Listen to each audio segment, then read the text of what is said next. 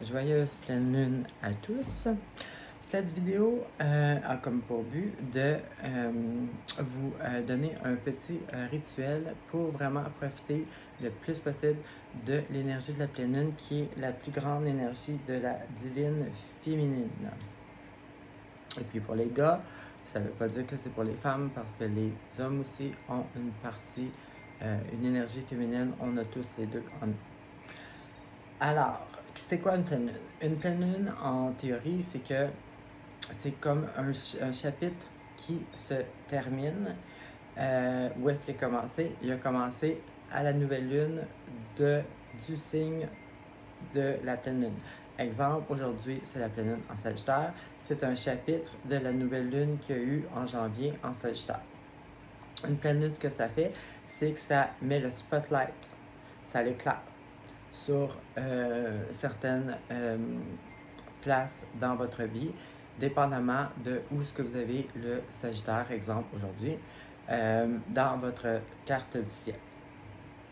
Exemple, si vous êtes ascendant Sagittaire, ce chapitre-là qui se termine était dans votre vie, c'était vraiment vous, votre physique, votre façon de penser, votre cheminement personnel, votre confiance en vous, peut-être les petites choses que vous avez de la misère avec au point de vue caractère, par exemple. Donc, d'autres personnes vont l'avoir dans leur maison 2, dans leur maison 3, dans leur maison 4, etc. En fait, quand il y a une nouvelle lune, ça l'indique comme que dans cette section-là, où est-ce que ce signe, dépendamment de quel signe elle est, dans votre carte du ciel, c'est la section de votre vie qui va avoir un cheminement. Il va avoir des challenges, il va avoir des choses qui vont arriver, mais toujours prendre conscience que c'est toujours une chance d'avancer, d'évoluer. Bien entendu, la plupart des gens, ça change absolument rien. Je sais, mais c'est ça le problème, c'est que on est censé, c'est pas vrai, là, on fait ce qu'on veut, mais je veux dire, si on veut vraiment être en lien avec les énergies puis profiter le plus possible des énergies cosmiques, ça c'est justement de suivre les cycles et puis d'essayer de toujours bâtir de nouvelles choses et avancer. Cette pleine lune qui est en Sagittaire, donc c'est penser à, dans le mois de janvier qui vient de passer, est-ce qu'il y a quelque chose, une section dans votre vie qui a vraiment eu des challenges ou des changements où vous avez eu à prendre des décisions ou comme par exemple, c'est dans votre maison 1, c'est vous, votre confiance en vous, la façon que vous prenez les obstacles, est-ce que vous avez grandi spirituellement, est-ce que vous avez avancé dans votre cheminement, est-ce que vous avez fait quelque chose. Si c'est dans votre maison 2, c'est les choses auxquelles vous donnez de la valeur. Bien entendu, est-ce que c'est les bonnes choses? Est-ce que ça rapporte pour toi? Vos ressources, où vous prenez vos ressources? Votre travail, dans les gens, est-ce que ça apporte des bonnes ressources ou vous avez des mauvaises ressources? C'est aussi la famille, les liens familiaux. Alors, est-ce que vous aviez eu des choses à faire envers votre famille? Des problèmes ou de l'aide, ou etc. C'est dans votre maison 3. C'est les communications, l'apprentissage, le voisinage. Est-ce que les gens autour dans votre ville, autour de vous, c'est vraiment les petites communautés, les communautés proches. Dans votre ville, les voisins, est-ce que vous avez eu des choses, est-ce que vous avez bonne réputation, est-ce que vous entraidez, est-ce qu'il y a eu quelque chose qui a un rapport avec ça? Le courage, est-ce que vous étiez mis face à des choses que vous avez besoin de courage, est-ce que vous l'avez fait? C'est aussi les communications non, je peux pas dire Internet. C'est plus en général, parce qu'Internet, ça serait plus la maison 11, malgré que ça peut quand même rentrer là-dedans, mais c'est les communications des gens proches de vous, c'est pas nécessairement, parce qu'Internet, ça peut aller loin. Si c'est en maison 4, c'est votre domicile, votre sécurité, votre bien-être à la maison, votre joie de vivre, vraiment où est-ce que vous habitez. Est-ce que vous avez eu à déménager? Est-ce que vous avez eu des choses à régler au point de vue de votre maison, des transformations, etc. En maison 5, c'est les études. Est-ce que vous avez pris des cours? Est-ce que vous aviez eu à prendre une décision d'étudier dans quelque chose? C'est aussi les enfants. Est-ce que vous avez des situations avec les enfants? J'imagine qu'il y en a qui a beaucoup, oui, avec tout ce qu'on vit en ce moment. C'est aussi la créativité, la façon que vous vous exprimez.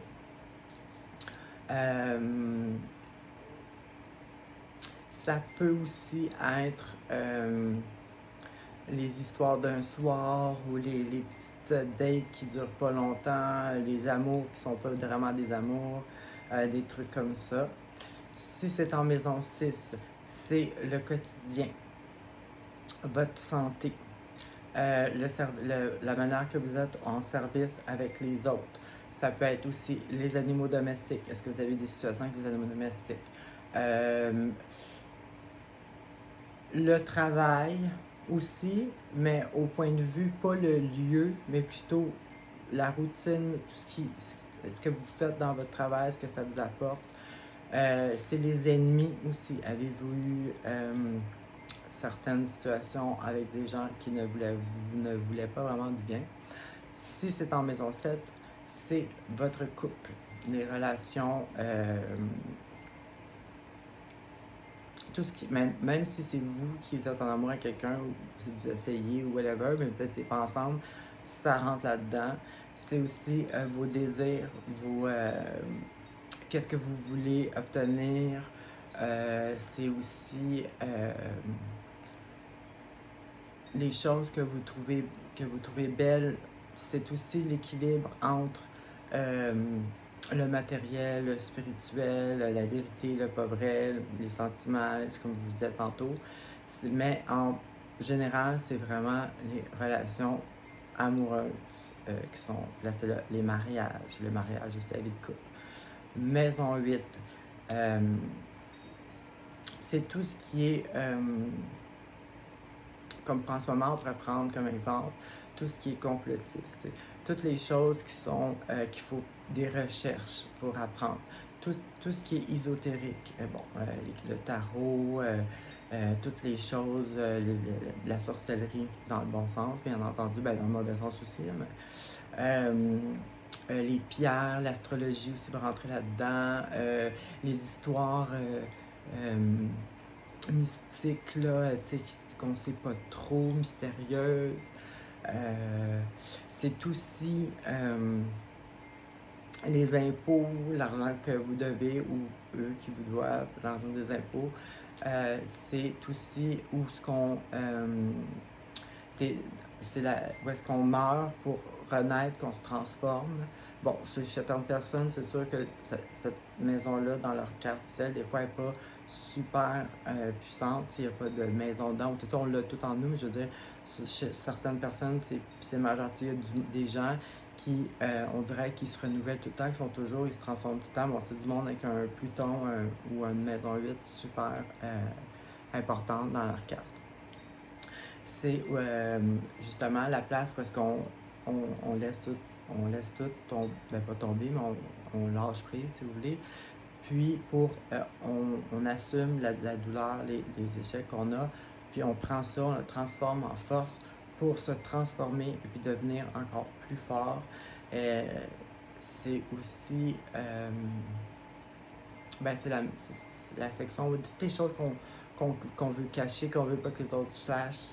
C'est tout ce qui est tabou un peu, mais aussi au niveau personnel. Alors, il y en a que ce sorcier-là, est-ce que il y a eu des choses qui s'est passées pour vous faire activer cette maison-là? Sinon, si c'est en maison 9, c'est tout ce qui est à travers le monde, exemple, les grandes distances, les autres nationalités. Ça peut être les voyages ou les transports à longue distance, l'intérêt qu'on peut avoir pour les autres cultures, ou il y en a que ça va être des gens qui vont être en amour, ils vont être intéressés à des gens qui viennent d'une autre culture, sont intéressés à apprendre la culture, ceux qui apprennent d'autres langues. C'est tout ce qui est, tu sais, là, mondial, là, tu sais, c'est s'intéresser à des choses de longue distance. C'est aussi votre optimistique, comment vous prenez les choses positives parce que vous êtes optimiste. C'est aussi le spirituel ou la religion aussi. Euh, Est-ce que vous avez un grand intérêt pour ça? Est-ce que vous apprenez là-dessus? Est-ce que c'est ça qui vous motive dans la vie? Est-ce que c'est ça? Il y en a qui ont une maison neuve très, très forte. Donc, c'est aussi...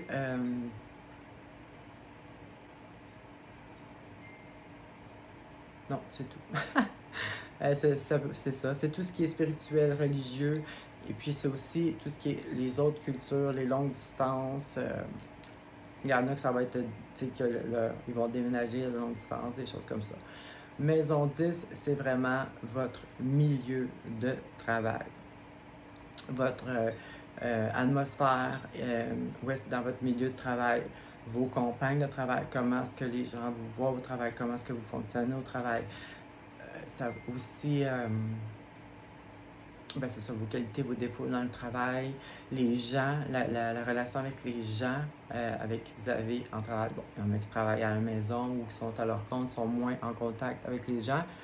Oui, c'est ça. Comme je vous dis, ça dépend. Ça dépend de votre carte, mais ça représente quand même tout ce qui est travail, votre rendement, votre relation avec les autres, vos capacités, vos volontés pour le travail, vos victoires, vos échecs et tout et tout.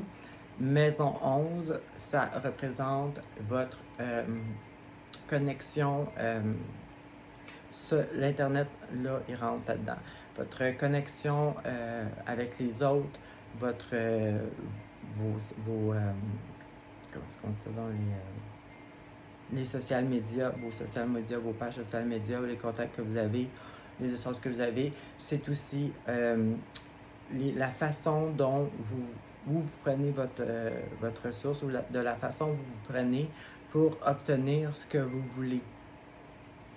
Donc, quand vous voulez quelque chose, comment vous vous prenez négativement? On manipule, je vole, ou vous comprenez? Au positif, ben, j'ai des bonnes connexions, j'ai tout le temps un qui me conseille à quelqu'un qui cherche dans quoi je travaille, donc j'obtiens des contrats comme ça, etc. Maison 12, malheureusement, c'est la maison des pertes. Donc, pour certains, heureusement, ben, des fois c'est le fun de perdre des choses, des fois il y a des bonnes choses à perdre. Ceux qui ont Sagittaire en maison 12, c'est les pertes. Donc, est-ce que vous avez eu des pertes que des fois il faut.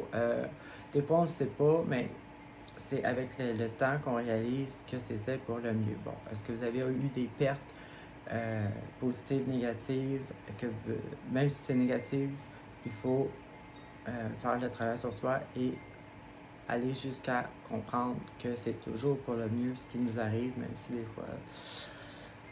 Bon, alors c'était ce qui était pour ce que la section pour chaque personne différemment, ça peut s'appliquer.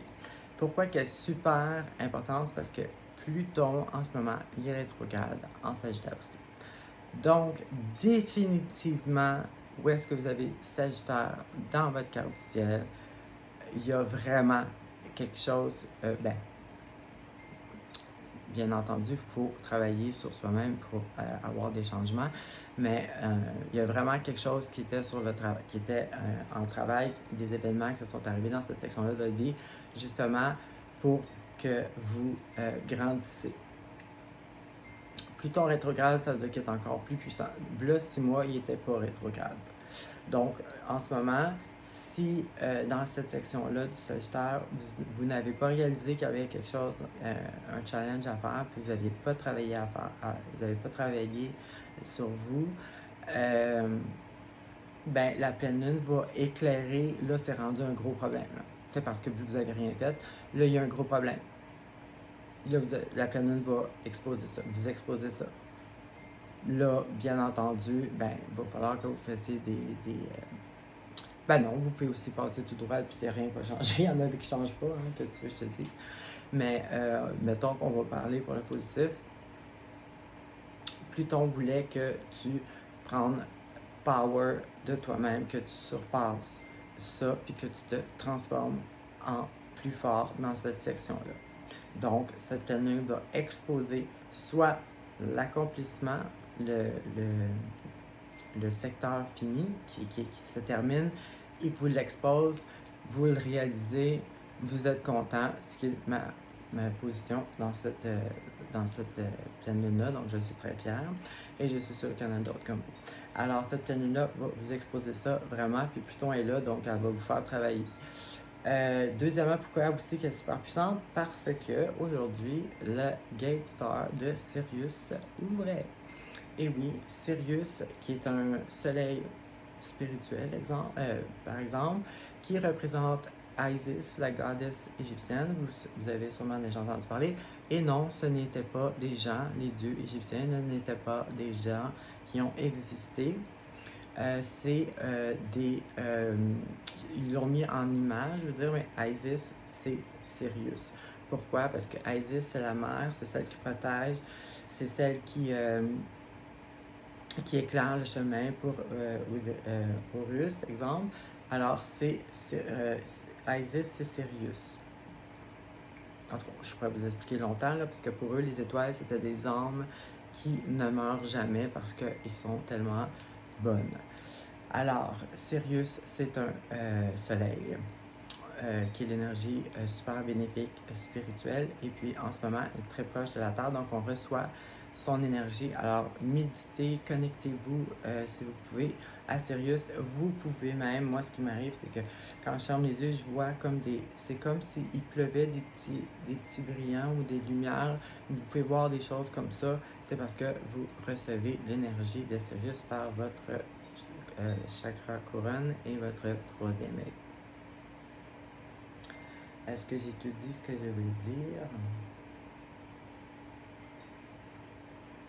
Je crois que oui. Alors, passons au rituel. Que faire à lune pleine lune? Bien entendu, le ménage de la maison pour justement la planète. Vous devriez avoir fini, accompli un cycle de 6 mois, un challenge de 6 mois. Donc, vous faites le ménage, on est content d'avoir et on réalise qu'on a réussi ce challenge. Deuxièmement, on prend de l'encens, vous pouvez prendre de la songe, vous pouvez prendre du sang de dragon, vous pouvez prendre du Logan, et il y en a quelques autres, je ne les connais pas toutes par cœur. Personnellement, la songe, je trouve que ça pue. Moi, j'utilise du sang de dragon et du Logan. Personnellement, j'utilise de l'encens en résine avec le charbon à brûler parce que c'est à l'état pur, c'est à l'ancienne, c'est comme ça qu'ils faisaient brûler de l'encens il y a 3000 ans, 5000 ans, c'est à l'état pur, c'est comme une petite roche résine, vous allumez votre morceau de charbon et vous la mettez dessus. Sinon, vous pouvez la prendre en bâton, vous pouvez prendre, comme je vous ai dit, il y en a d'autres, mais moi je préfère le Logan, après ça le sang de dragon. Et puis la songe, je trouve que ça pue, mais c'est un très bon purifiant. Vous faites le tour de la maison ou de votre appartement, toutes les pièces en rond. Après, un petit peu au milieu, vous ouvrez les fenêtres ou la porte quelques secondes ou quelques minutes pour tout faire sortir. Maintenant, vous avez purifié votre maison, alors ça va très bien. Après ça, vous purifiez toutes vos pierres, vos boules de cristal, vos couronnes si vous en avez, vos bijoux de quartz si vous en avez, toutes vos pierres que vous utilisez pour les chakras, tout ce qui est cristaux, pierres, vous les passez en dessous de l'encens pour les purifier. Et ensuite, vous les mettez dehors toute la nuit. Si possible, vous les rentrez avant que le soleil se lève parce que l'énergie du soleil, c'est très bon, mais ce n'est pas la même énergie. Là, le but à la pleine lune, c'est de prendre l'énergie de la lune. Vous pouvez vous faire de l'eau de lune. Personnellement, je le fais et je vais vous montrer ça tout de suite.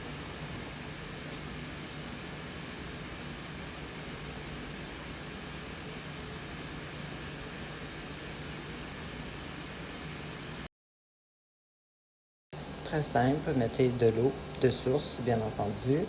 Moi, ici, j'ai rajouté des petits quartz roses avec des pierres de lune et des brillants. J'ai ajouté de l'huile de rose et un peu de fragrance bio gomme ballon parce que je trouve que ça sent bon. Vous pouvez vous en servir pour mettre sur votre troisième œil, votre chakra du cœur. Vous pouvez en mettre pour nettoyer vos pierres. Et moi, je vais m'en servir pour mon troisième œil, mon cœur, le chakra de mes mains avant de faire un tirage. Et puis dans mon cou et tout pour sentir la bonne odeur. Vous mettez ça à la pleine lune avec vos pierres.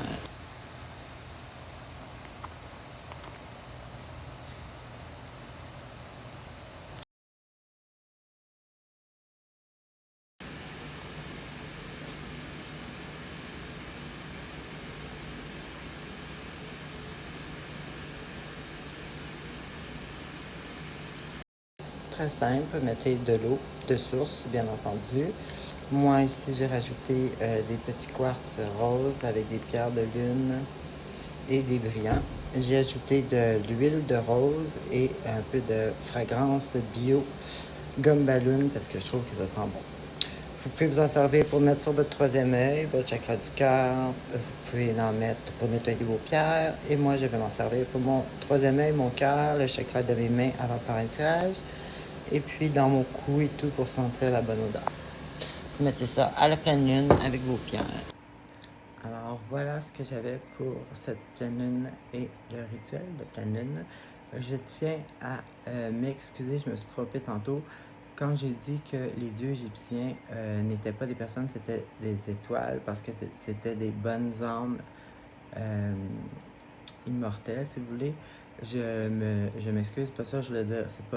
C'était pas des bonnes, dans le sens bonnes, positives âmes, parce qu'il y a aussi des âmes plutôt négatives, puisque malheureusement ça fait partie de la vie. Comme cet exemple, le frère de Osiris qui l'a tué. Donc, ce n'est pas une bonne âme, mais c'est une âme immortelle parce que ça fait partie, c'est comme le yin et le yang, le mal fait partie de la vie. Donc, c'était ça. Alors, je vous souhaite une bonne pleine lune et on se revoit à la prochaine vidéo.